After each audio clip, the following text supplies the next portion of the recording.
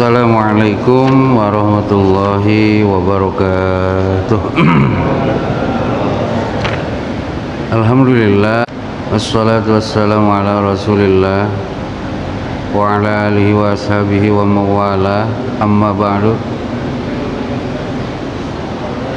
Allahumma anfa'na bima 'allamtana wa 'allimna ma yanfa'una wa zidna ilman.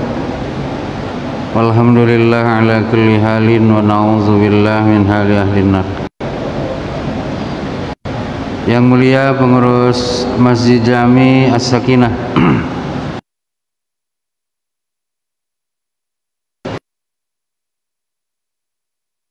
bapak-bapak, ibu-ibu semuanya, para orang tua, saudara-saudari, kaum muslimin wal muslimat, rahimani wa rahimakumullah. Mengawal panjatkan puji syukur kehadirat Sang Maha Pencipta Allah Azza wa Jalla yang telah memberikan kesempatan kepada kita untuk berkumpul di masjid yang kita cintai ini dalam keadaan tenang, damai, ya, tidak ada kekhawatiran yang terlalu dalam. Mudah-mudahan Allah senantiasa melindungi kita semua dari kemadaratan, ya, pandemi COVID-19 yang sedang melanda kita di kesempatan ini. Allahumma inna na'udzubika min jahdil bala wa darkis syiqa wa su'il qada wa syamatatil a'da, amin ya rabbal alamin. Selanjutnya hari ini mari kita bersolawat dan bersalam. Makna bersolawat itu bermohon kepada Allah agar Allah memberikan rahmat kepada Nabi Muhammad. Bersalam artinya bermohon kepada Allah, mudah-mudahan Allah memberikan salamah kepada Nabi Muhammad. Oleh karenanya itu, maka awal sholawat itu pakai Allahumma atau ya Rabbi, ya. Jadi bersolawat itu bukan bermohon kepada Nabi Muhammad, ya. Bersolawat itu bermohon kepada Allah, ya. Itu. Maka permulaan sholawat itu yang sudah kita tahu, kalau tidak Allahumma ya Rabbi, ya. Allahumma sholli ala sayyidina Muhammadin wa ala ali sayyidina Muhammadin. Kita lanjut, ya. Masih dengan judul yang sama. Ini suara saya jelas tak? Dengar tak? Takut tak dengar, ya.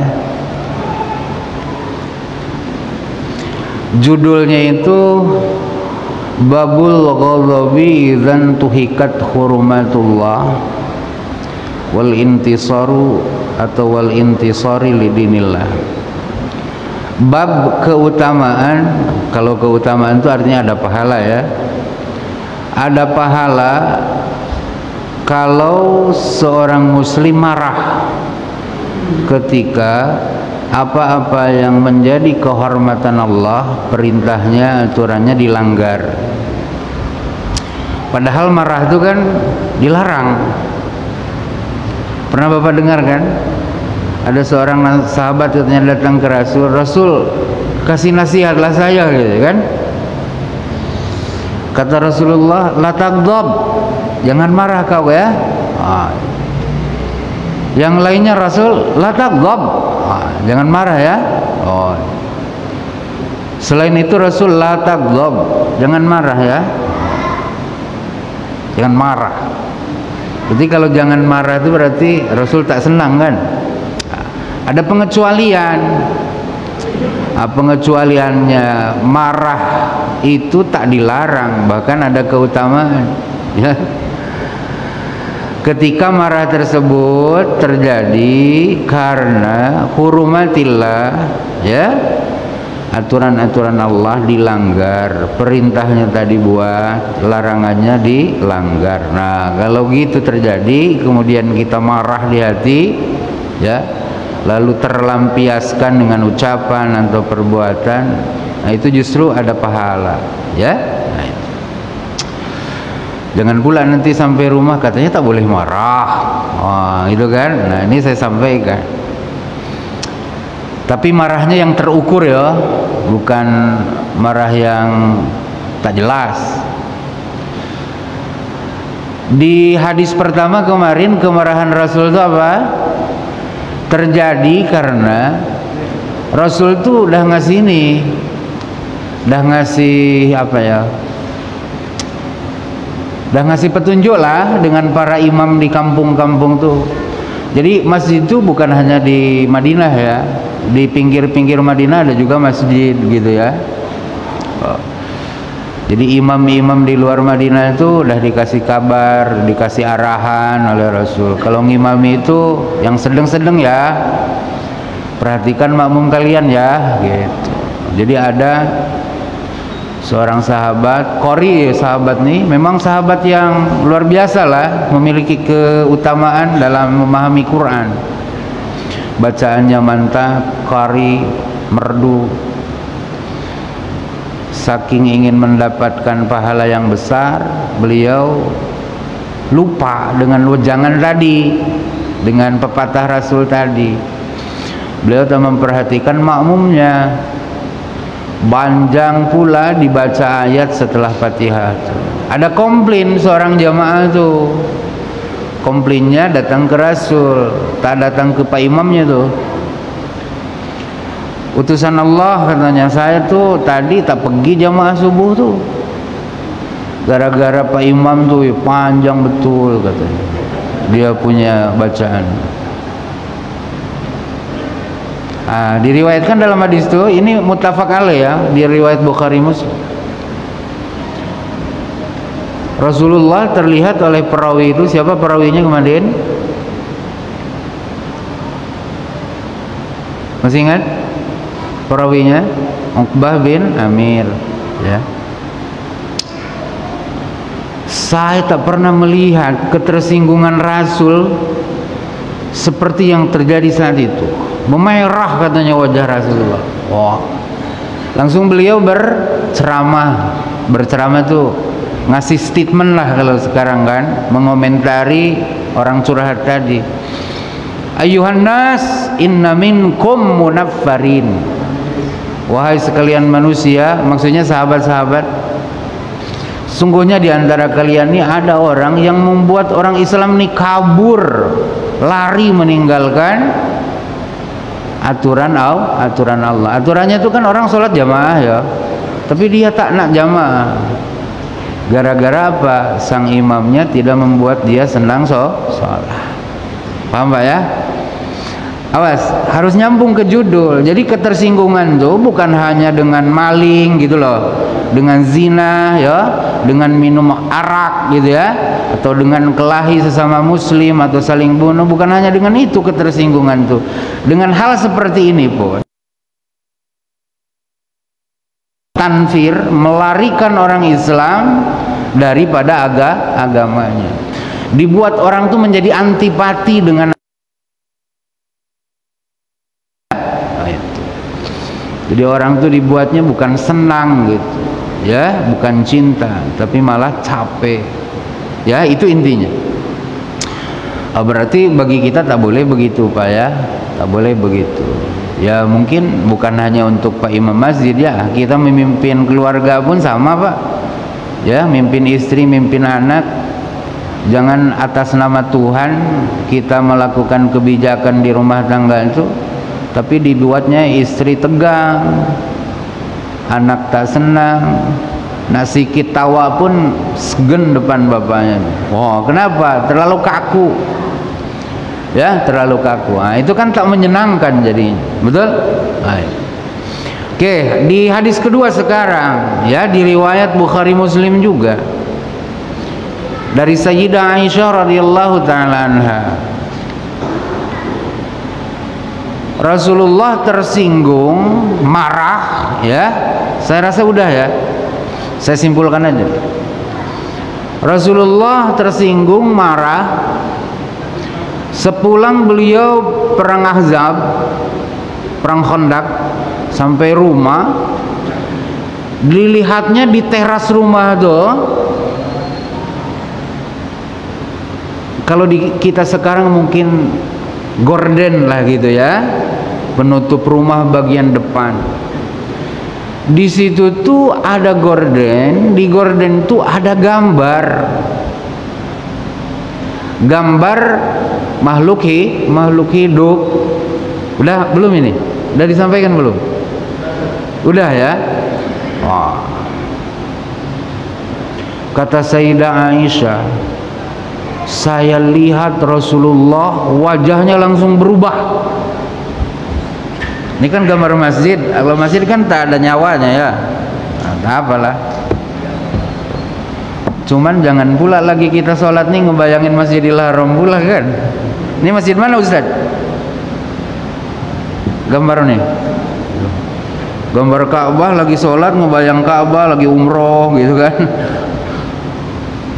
Kurang bagus juga.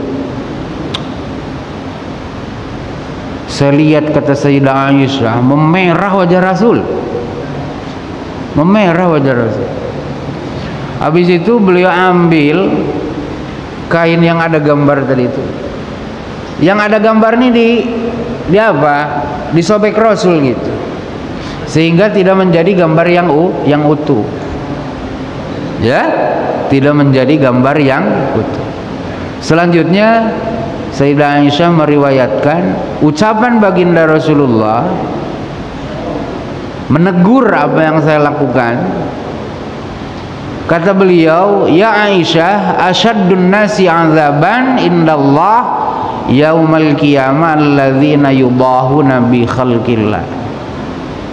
Wahai Aisyah, manusia yang paling keras siksaannya kelak di hari akhir di hadapan Allah adalah manusia yang saat hidup di dunianya berupaya menyerupai apa yang telah Allah ciptakan. Gambar kucing, ya, gambar burung.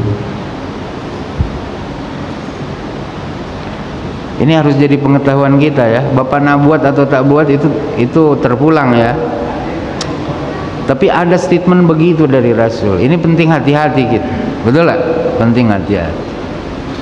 Jadi manusia yang paling keras siksaannya kelak di hari akhir di hadapan Sang Maha Pencipta Allah Azza wa Jalla adalah manusia yang saat di bumi ini, di dunia ini melakukan suatu pekerjaan.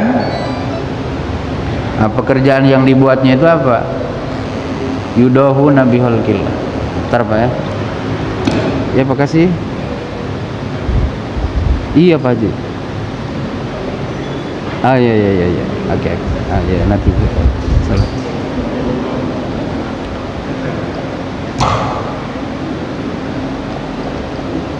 Saya pernah membaca apa namanya?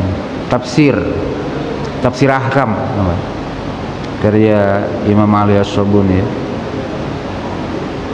Zaman Rasul tuh namanya menggambar atau mematung tuh kan masih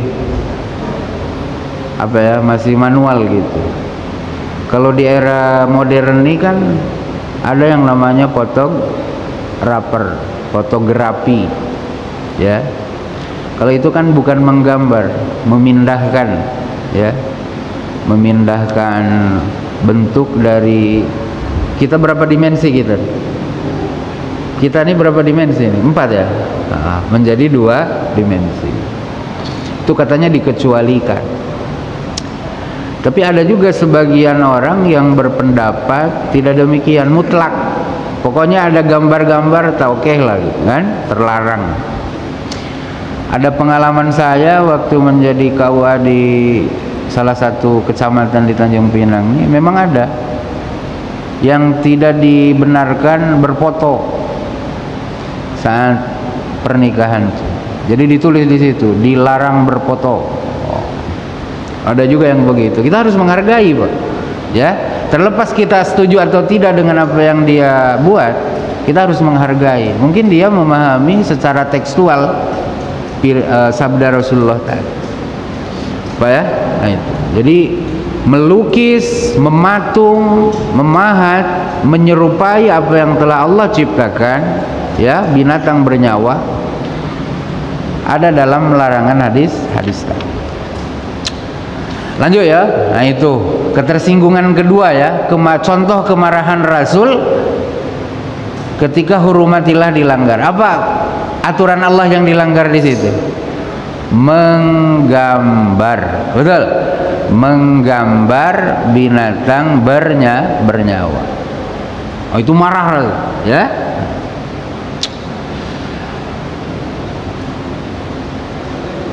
Cuman kalau sekarang harus agak pikir-pikir sedikit ya. Apalagi di kantor orang kan, nanti kita malah masuk penjara pula. Betul lah, masuk penjara gitu.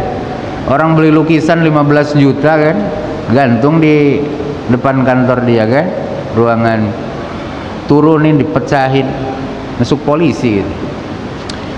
Jadi harus sosialisasi dulu, kasih tahu dulu, betul lah, kasih tahu dulu. Rasul kan saat itu sebagai imam, ya, sebagai apa? Sebagai imam, sebagai pemimpin, ya, sebagai pemimpin. Oke, lanjut. Yang ketiga, ini sudah belum ya? Lau anna Fatimah binta Muhammad sarakat laqata'tu yadaha. Andai Fatimah putri Muhammad mencuri, saya potong tangannya. Udah ya. Nah, yang ketiga, contoh hurmatillah, contoh hukum Allah yang dilanggar dan kemudiannya Rasulullah marah karena itu adalah ya, Futu Makkah. Ada seorang perempuan dari ras orang terhormat Al-Mahzumiyah, klan gitu ya, klan terhormat Al-Mahzumiyah, mencuri. Jadi pembesar-pembesar suku itu merasa malu gitu. Kalau awam tahu bahwa pencurian itu dilakukan oleh salah satu perempuan terhormat dari suku mereka, maka mereka mencari cara bagaimana supaya hukuman ini tadi tegakkan. Bincang-bincang mereka, ini harus mendapat solusi katanya. Ini apa yang bisa memecahkan ini? Nabi Muhammad, utusan Allah, ya. Siapa yang berani menghadap beliau? Oh, mereka bilang tak ada kita. Coba kita katanya minta tolong anak angkat Rasul, ya, Usama bin Zaid, karena itu sangat dicintai oleh Rasulullah. Pasti nanti ucapan dia didengar Rasul, kan gitu.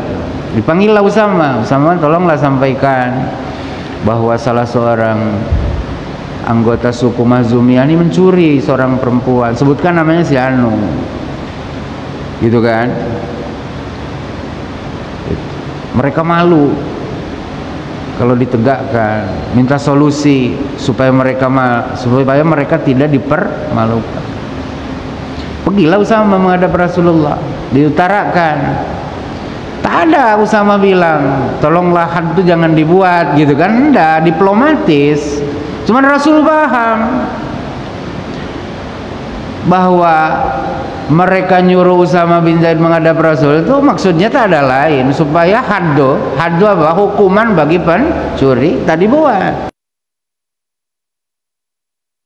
Haddi min hududillah.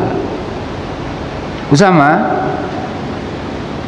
apakah saya harus memberikan bantuan supaya had Allah tidak ditegakkan?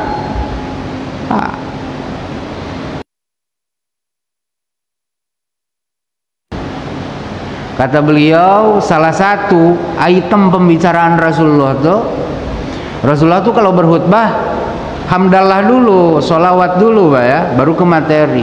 Dan disingkatkan hadis.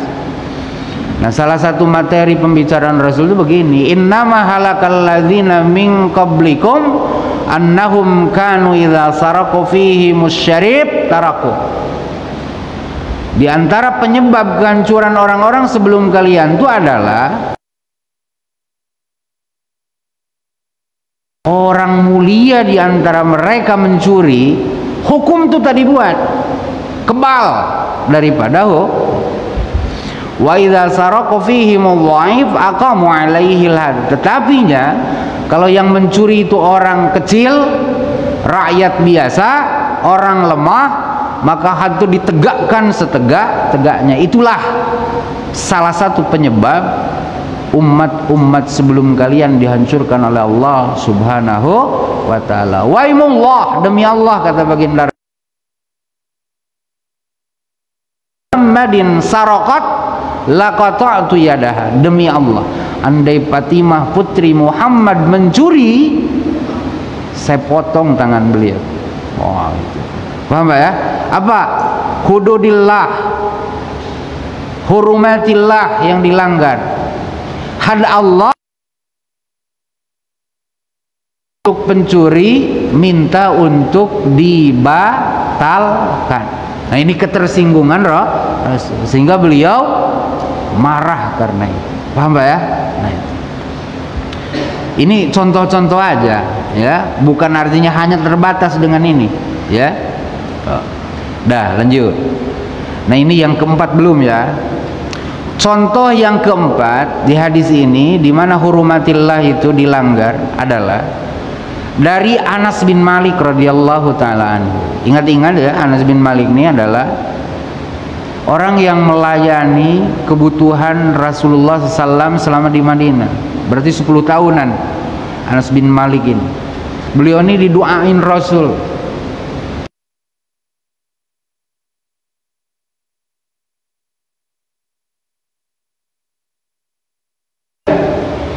Rasul.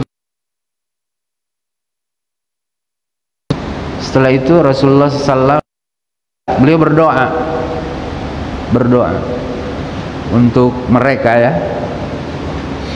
Kata ibunya Anas, ya Rasulullah, pelayan yang paling engkau sayang ini tolonglah doakan juga. Masih muda Anas ya. Maka Rasulullah berdoa kepada Allah, ya Allah, kayakan dia dalam harta, ya Allah, berikan dia keturunan yang banyak, ya Allah, berkahi dia dalam harta dan keturunannya. Oh itu. Inilah beliau Anas bin Malik. Di antaranya itu sahabat yang paling akhir meninggal ya. Nah, dari Anas bin Malik kata beliau, annan nabiyya sallallahu alaihi wasallam ra'a nukhamatan fil qiblah fashaqqa alaihi dzalik fashaqqa dzalika alaihi hatta ru'iya fi wajhi.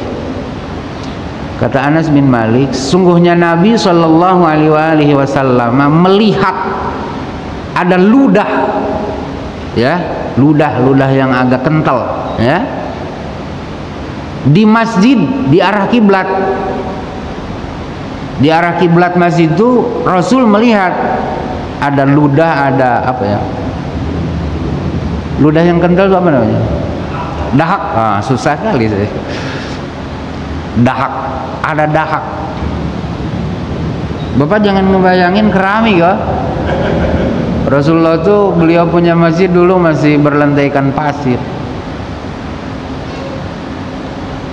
Maka di surah Al-Fathu ya, simahum fi wujuhihim min atharis sujud gitu ya. Di antara wajah mereka tuh ada bekas-bekas sujud.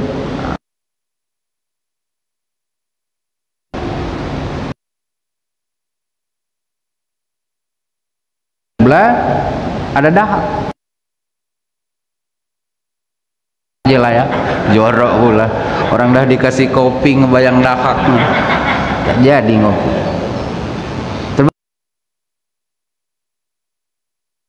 Ada dahak.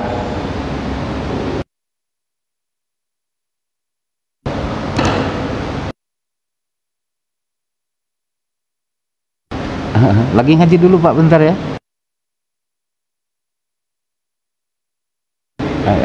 Iya.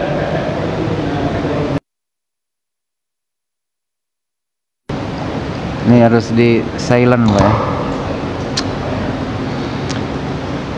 Kata Anas bin Malik, fasyaqqa dzalika alaih, maka Rasul merasa tak senang. Itu syaqqa dzalika alaih, itu Rasul ngerasa tak senang melihat itu. Hatta ru'ya fi wajhi, sehingga saya melihat ketidaksenangan tuh ada di wajah beliau. Paham ya? Kalau bapak tersinggung oleh anak kan ke sini larinya. Tadi senyum-senyum, setelah anak berbuat begitu langsung tersinggung kita. Disapa, "Papa," tak ada nyakut kita. Itu kan nampak. Betul lah, perubahan di wajah akibat ketidaksenangan. Jadi Anas bin Malik melihat ketidaksenangan Rasulullah itu ada di wajahnya, terlihat dari wajahnya gitu. Faqama, kemudian Rasul berdiri, fahakkahu biyadih, kemudian Rasul membuang dahak tersebut langsung dengan tangannya. Maksudnya kata pensyarah bukan langsung begini gitu dahak ya. Rasul mungkin ngambil kayu lalu dahak tersebut dibuang. Paham ya? Itu. Nah, dari sini kata ulama bahwa meludah di masjid ini haram, terlarang. Paham ya? Terlarang.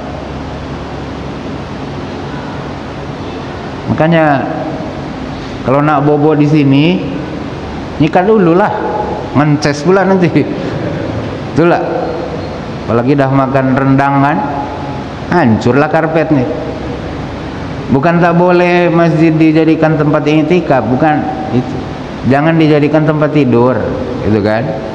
Ya kalau orang ketiduran cemana lagi lah, Pak, jangan marah, betul lah, ya. Tapi sengaja-sengaja mindahin kamar rumah ke masjid, tak oke lah, bau nanti, ya. Dalilnya ini, kalau dahak bau dak? Enggak kan? Kalau kences, bau. Coba bahayaan mana, dahak atau kences? Hah? Sama, tapi lebih kences selatan. Itulah. Jorok kan dua-dua. Nah, itu maksudnya. Cuman kalau ngelarang orang tidur di masjid harus santun lah ya. Jangan sampai tersinggung gitu kan. Baik-baik.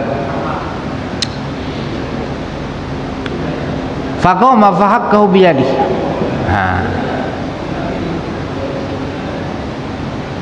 Nah, karena itu sesuatu yang jelek, munkar, maka Rasul langsung menghilangkan dia, mengenyahkan dia, membuang itu dari masjid.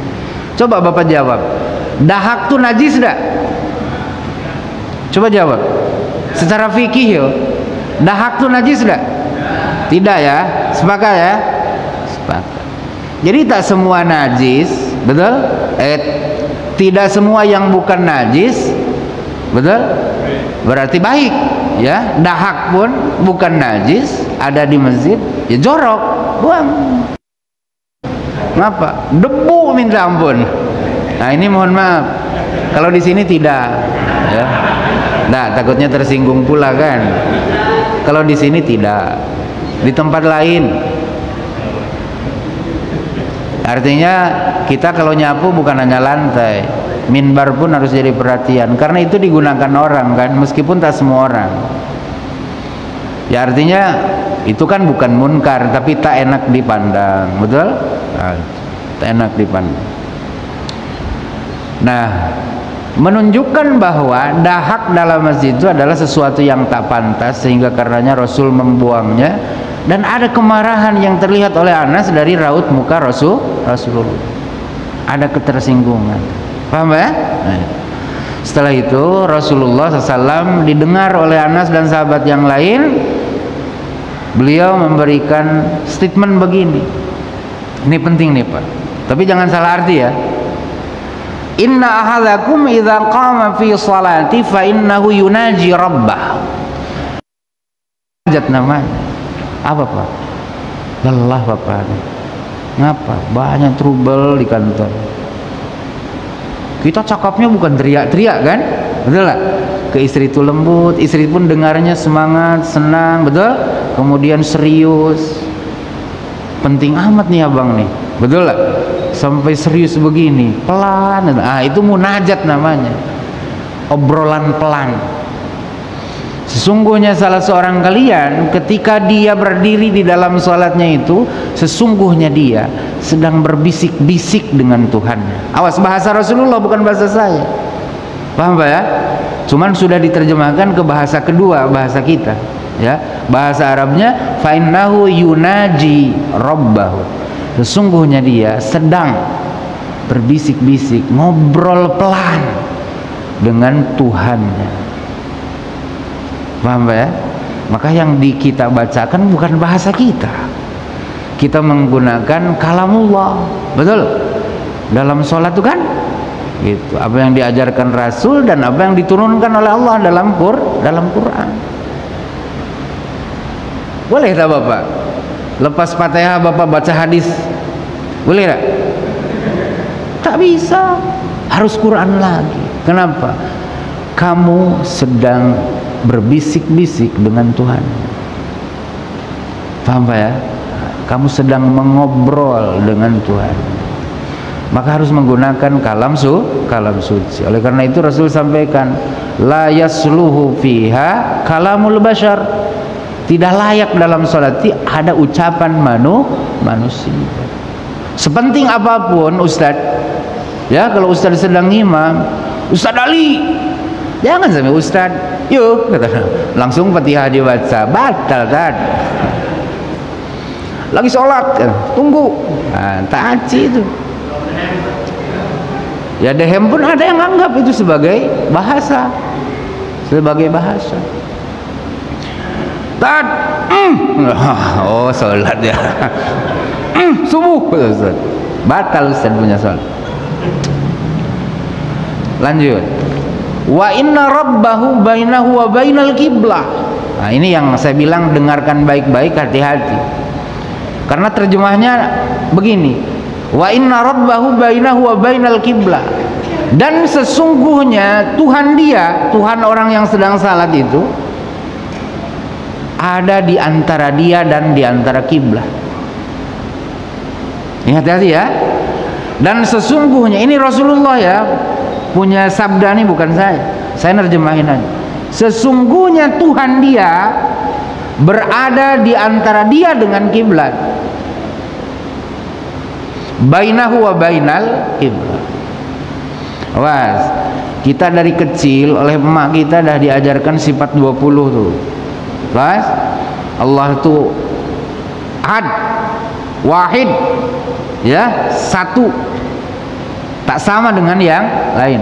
Allah tuh qiyamuhu bi nafsih, tak butuh apapun, tak butuh tempat, tak butuh waktu. Paham? Tempat waktu kan dicipta Allah juga. Mencipta tempat dan mencipta waktu, Allah di mana, kan gitu jadinya.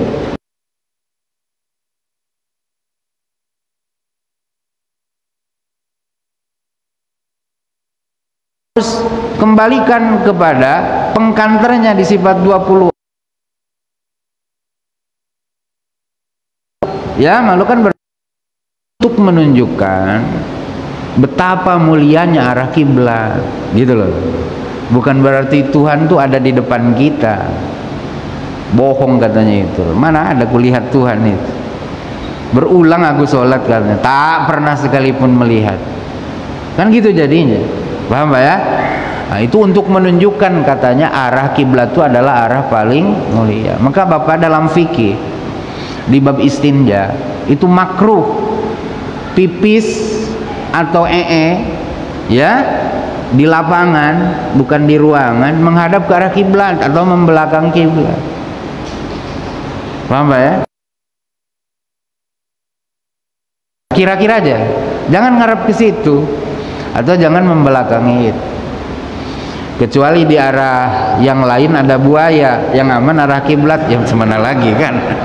Pipis aja lagi. Kalau ngadap sana jatuh buaya, kita pula dihantam. Nah itu kan terpaksa. Paham Pak ya? Nah, itu. Dan sesungguhnya Tuhan orang yang sholat itu adalah antara dia dan antara kiblat. Antara dia yang sholat dan antara kiblat itulah Allah. Disitulah Allah. Kata baginda Rasulullah. Apa sih ya? Pahaminya begitu ya. Jangan dipahami betul-betul tek begitu. Nanti Bapak menjadi musabbih yang menasbihkan Allah, mujassim yang menjirimkan Allah. Nauzubillahi min. Kita Ahlus Sunnah sudah harus bebas lah dari menyamakan Allah dengan makhluk ya. Allah tuh tak butuh apa dari ya Pak ya? Ya. Kayak kemarin saya sampaikan ya, Nabi Ibrahim dan Nabi Ismail itu kan diminta oleh Allah untuk membersihkan Ka'bah kan, ang tahhira baiti lit-taifina wal 'akifina war ruk'is sujud. Wahai Ibrahim, wahai Ismail, hambaku yang baik, bersihkan oleh kalian berdua ini rumahku. Ka'bah maksudnya. Untuk orang-orang yang beriktikaf, orang-orang yang rukuk, orang-orang yang sujud. Jadi jangan pula anak TK seperti makhluk gitu, ya. Nah, gitu. Lanjut. Selanjutnya beliau bersabda, fala yabzuqanna ke arah kiblat. Jadi jangan cerot gitu ke sana Ustaz.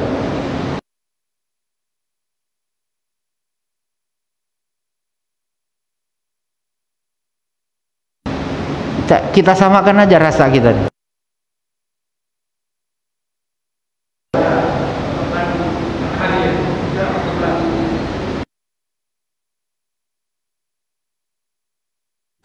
Udah sampai rumah lupa lagi ya. Sama berarti gitu. Betul lah. Ada tak yang sadar terus arah kiblat di mana? Jarang ya. Ayo. Kata Rasulullah, janganlah salah seorang kalian ngeludah ke arah kiblat.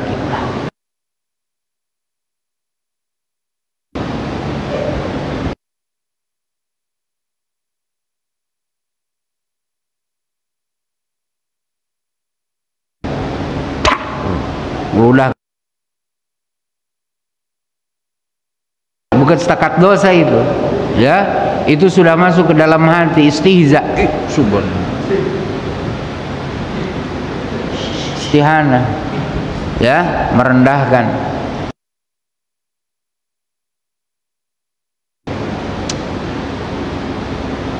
Walakin an yasarihi au tahta qadamih.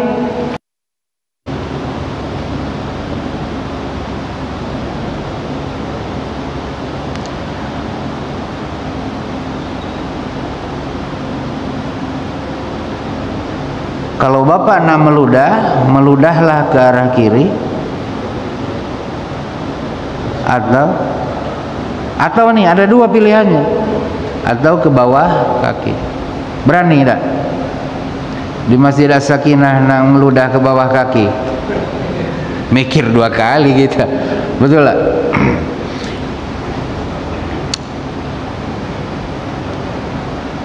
Nah, kalau di masjid jangan ini pilihannya. Yang di masjid mah ini pilihannya, summa akhadha tarafa ridaihi fa basaqa fi. Kata Imam An-Nawawi, ngeludah ke kiri, ngeludah ke bawah kaki itu bukan untuk di masjid. Kalau ngeludah di dalam masjid adalah akhadha tarafa ridaihi fa basaqa fi. Kalau dalam masjid, kalau terpaksa harus meludah, ambil ujung serban. Kalau orang Arab kan pakai serban, betul? Serban itu penutup apa Ustaz? Penutup kepala atau penutup pundak? Ustaz, gini kan? Ambil ujungnya, fabasaqo fi, ludahlah di situ. Kalau tak bawa serban kan ada koko.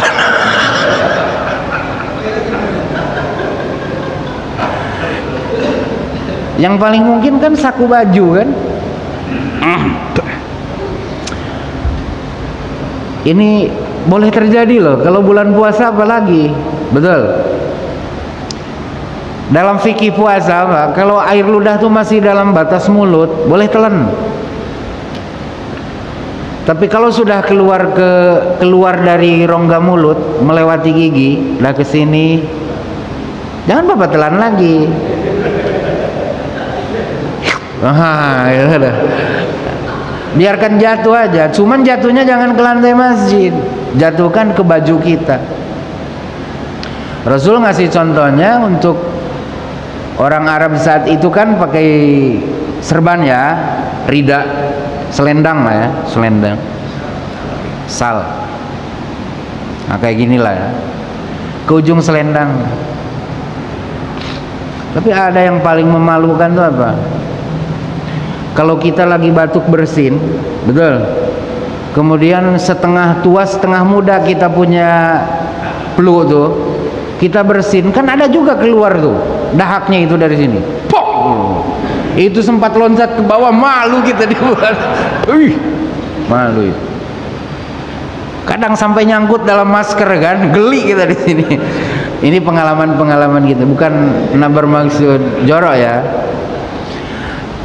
Ini sampai ludah pun diatur oleh Rasul, betul. Nah, ini agama yang benar tuh begitu.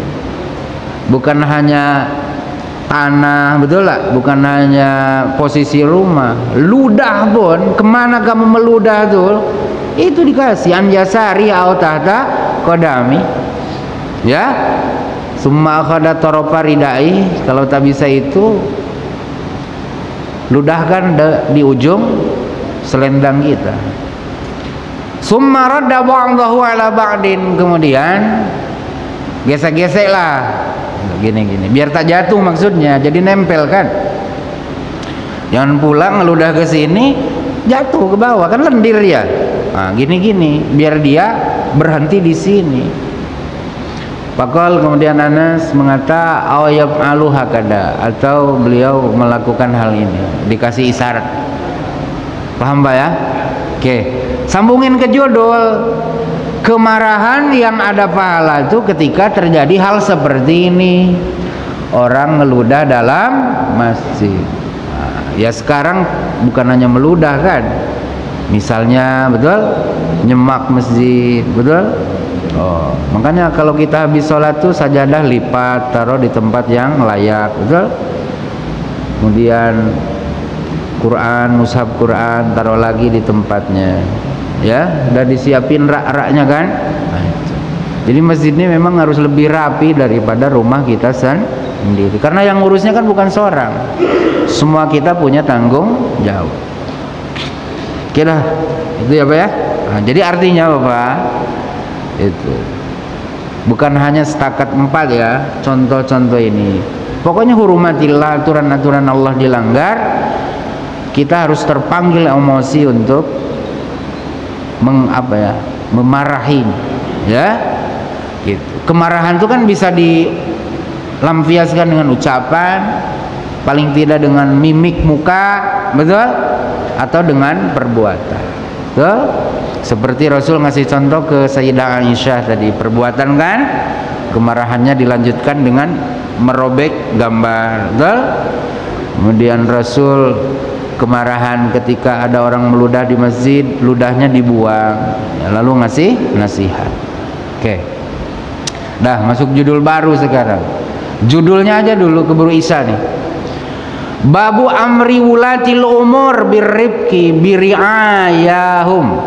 Bab menjelaskan tentang perintah kepada para pemimpin agar mereka berlaku lemah lembut kepada rakyatnya, wa nasihatihim wasyafaqati alaihim, dan agar si pemimpin tersebut berlaku nasihat, sayang, kemudian memperlihatkan rasa belas kasih dengan rakyat. Nah, ini perintah kepada pemimpin agar rifqu, nasihah, syafaqah kepada rakyat.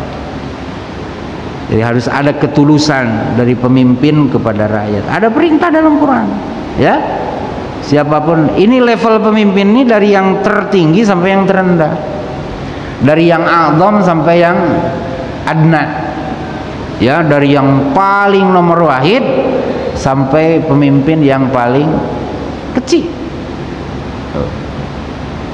Ya paling kecil itu kita lah, kepala rumah tangga. Rakyat kita siapa? Istri dan anak kita kalau sudah ada anak. Nah, perintahnya apa? Rifqun, nasihatun, syafaqatun. Ini muradib, ya. Muradib tuh terjemahnya tuh mirip-mirip. Rifqun tuh apa? Tindakan tuh